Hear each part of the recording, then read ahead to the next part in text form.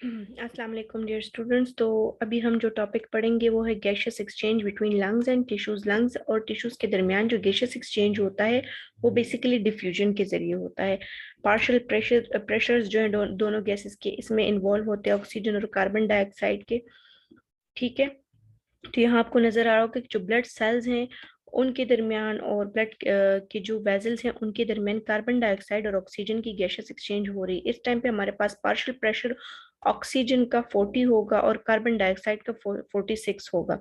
ये हमारे पास एक सिस्टमेटिक वेन है जो कि राइट एट्रियम और वेंट्रिकल के पास फिर जाती है। इधर से जब टिश्यू बॉडी के सेल्स के साथ एक्सचेंज हो जाता है ना, कार्बन डाइऑक्साइड मौजूद होता है ब्लड में, तो फिर ये जाते ही सिस्टमेटिक वेन के जरिए राइट एट्रियम में और वेंट्रिकल में। उधर से फिर यही ब्लड मूव करता है आगे, पल्मोनरी आर्टरी के जरिए जाता है टुवर्ड कैपिलरी ब्लड, और वहीं पर बेसिकली गैसियस एक्सचेंज होती है और ऑक्सीजन और जो कार्बन डाइऑक्साइड है उनकी डिफ्यूजन के जरिए जो बेसिक एक्सचेंज होती है ना, कि ब्लड हमारे पास ऑक्सीजनेट हो जाता है और कार्बन डाइऑक्साइड रिलीज हो जाता है, वो कैपिलरीज में ही होता है। तो इसके बाद यहाँ पे हमारे पास गैसियस एक्सचेंज हो जाती है और पल्मोनरी आर्टरी के जरिए ब्लड ऑक्सीजनेट जो होता है वो आ जाता है टुवर्ड लेफ्ट एट्रियम और वेंट्रिकल, और फिर उधर से ही पूरी बॉडी में डिस्ट्रीब्यूट हो जाता है। इसके बाद है वेंटिलेशन। अब वेंटिलेशन किसे कहते हैं? जब सांस लेते हैं ना, तो इस प्रोसेस को वेंटिलेशन या ब्रीदिंग को हम पल्मोनरी वेंटिलेशन कहते हैं। वेंटिलेशन के हमारे पास दो प्रोसेस होते हैं। एक इनहेलेशन, जब हम सांस लेते हैं, अंदर लेते हैं, इसको कहते हैं इनहेलेशन। और जब हम सांस ब्रीथ को रिलीज करते हैं यानी बाहर छोड़ते हैं फ्लो ऑफ एयर को, तो उसे एक्सहेलेशन कहते हैं। ठीक है, अब हमारे पास इनहेलेशन में क्या क्या होता है? इनहेलेशन में कुछ हमारे पास स्टेप्स होते हैं। पहला स्टेप ये है कि सेवरल सेट्स ऑफ मसल्स हैं जिनमें हमारे पास डायफ्राम है, इंटरकोस्टल मसल्स है, वो सारे के सारे इंटरकोस्टल मसल और डायफ्राम कॉन्ट्रैक्ट हो जाएंगे। इंटरकोस्टल मसल्स जो रिब्स के दरमियान होंगे वो स्ट्रेच हो जाएंगे, और जब वो कॉन्ट्रैक्ट हो जाएंगे तो उसकी वजह से रिब्स एक दूसरे के करीब आ जाएंगे और पूरा जो रिब केज है ना वो अपवर्ड और आउटवर्ड मूवमेंट कर लेगा। इसकी वजह से जो थोरैकिक कैविटी है यानी जो चेस्ट कैविटी है उसका वॉल्यूम बढ़ जाएगा, उसका साइज इंक्रीज हो जाएगा। तो थोरैकिक कैविटी फर्दर इनलार्जेस। ठीक है, जब डायफ्राम कॉन्ट्रैक्ट हो जाता है और फ्लैट हो जाता है ना, तो थोरैकिक कैविटी का साइज फर्दर बढ़ जाता है। अब ये जो इंक्रीज साइज है थोरैकिक कैविटी का, इसकी वजह से प्रेशर जो है, तो थोरैकिक कैविटी में प्रेशर क्रिएट होता है और एटमॉस्फेरिक प्रेशर से वो नीचे चला जाता है वो प्रेशर। इसकी वजह से क्या होता है कि हवा जो है वो लंग्स में आ जाती है।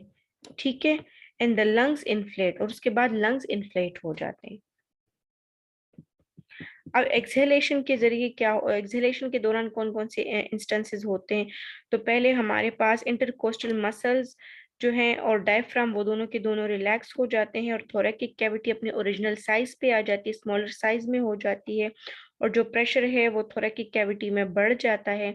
इसके अलावा इलास्टिक लंग्स जो है वो कॉन्ट्रैक्ट हो जाती हैं और एल्वियोलाई भी कॉम्प्रेस हो जाती है। इस कॉम्प्रेशन की वजह से जो एल्वियोलर प्रेशर है वो एटमॉस्फेरिक प्रेशर से बढ़ जाता है, और उसकी वजह से जितनी एयर लंग्स में मौजूद होती है वो बाहर आ जाती है। ठीक है, अब गैसियस ट्रांसपोर्ट, जितना हमारे पास कॉम्प्लेक्स एनिमल होगा, जिसका मेटाबॉलिक रेट ज्यादा होगा, जिसको ज्यादा ऑक्सीजन चाहिए होगी, जिसके बॉडी का साइज बड़ा होगा, तो उसको गैसियस एक्सचेंज जो है तो सिंपल डिफ्यूजन के जरिए नहीं होगी। इससे पहले हम पढ़ चुके हैं कि जो सिंपलेस्ट ऑर्गेनिज्म थे उनमें gaseous exchange through simple diffusion हो रही थी, लेकिन इनमें ऐसा नहीं होगा, थ्रू सिंपल डिफ्यूजन नहीं होगी गैसियस एक्सचेंज। इसलिए इनको गैसियस एक्सचेंज के लिए स्पेशल रिस्पायरेटरी पिगमेंट्स चाहिए। ठीक है, अब रिस्पायरेटरी पिगमेंट आपके पास बेसिकली क्या होता है? ये आपके पास कोई मेटालिक कॉपर या फिर आयरन मटेरियल हो सकता है जो कि बाइंड होता है ऑक्सीजन के साथ। अब ये पिगमेंट्स जो है तो ये किसी सोल्यूशन में भी हो सकते हैं, यानी कि ब्लड में या फिर किसी बॉडी फ्लूइड में भी, या किसी ब्लड सेल के साथ मौजूद हो सकते हैं। ठीक है, अब रिस्पायरेटरी पिगमेंट्स का क्या काम होता है? ये जो है तो हमारे पास गैसियस एक्सचेंज में हेल्प देते हैं, ये ऑक्सीजन को कैरी करते हैं। हमारे पास चार तरह के रिस्पायरेटरी पिगमेंट्स है। एक है हेमोग्लोबिन, दूसरा है हेमोसियानिन, दूसरा है हेमो एरेथ्रिन, और इसके अलावा एक है क्लोरोक्रोनिन। ठीक है, तो ये चारों के चारों हमारे पास रिस्पायरेटरी पिगमेंट्स हैं। तो फर्स्ट ऑफ ऑल हेमोग्लोबिन हम सबका जाना पहचाना है, ये हमारे पास रेडिश पिगमेंट होता है, यानी बिल्कुल लाल कलर का पिगमेंट होता है।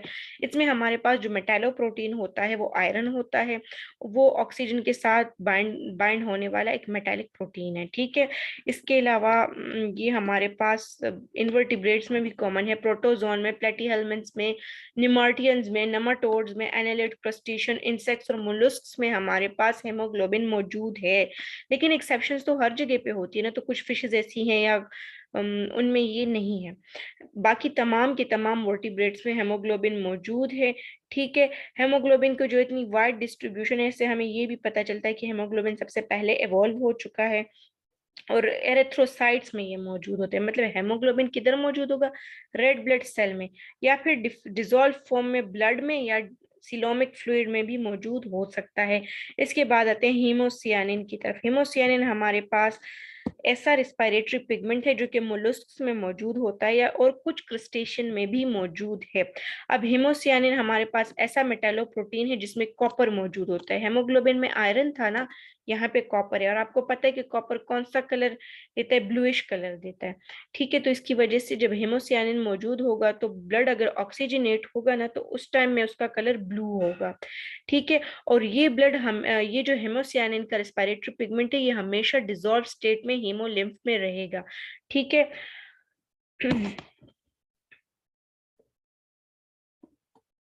इसके अलावा है हेमोएरिथ्रिन। हेमोएरिथ्रिन भी हमारे पास एक आयरन कॉन्टेनिंग रिस्पायरेटरी पिगमेंट है, और ये हमें पिंक कलर देता है जब ब्लड ऑक्सीजनेट होगा, और ये हमारे पास न्यूक्लिएटेड सेल्स में मौजूद होता है। अब ये हमारे पास ब्रेकियोपोड्स में, प्रेयोपुलिड्स में, और इसके अलावा स्पिनोक्यूलेंस में और पोलीकाइट्स में हेमोएरिथ्रिन मौजूद होता है। फिर है क्लोरोक्रोरिन। तो ये क्लोरोक्लोरिन जो है, तो ये भी हमारे पास, इसमें भी आयरन मौजूद होता है, लेकिन इसका कलर हमारे पास ग्रीन होता है जब इसमें ऑक्सीजन कम होती है, और डार्क रेड होता है जब ऑक्सीजन इस रिस्पायरेटरी पिगमेंट में ज्यादा होती है। ठीक है, ये भी हमारे पास पोलीकाइट वर्म्स में मौजूद होता है। So that was all about gaseous exchange through respiratory pigments.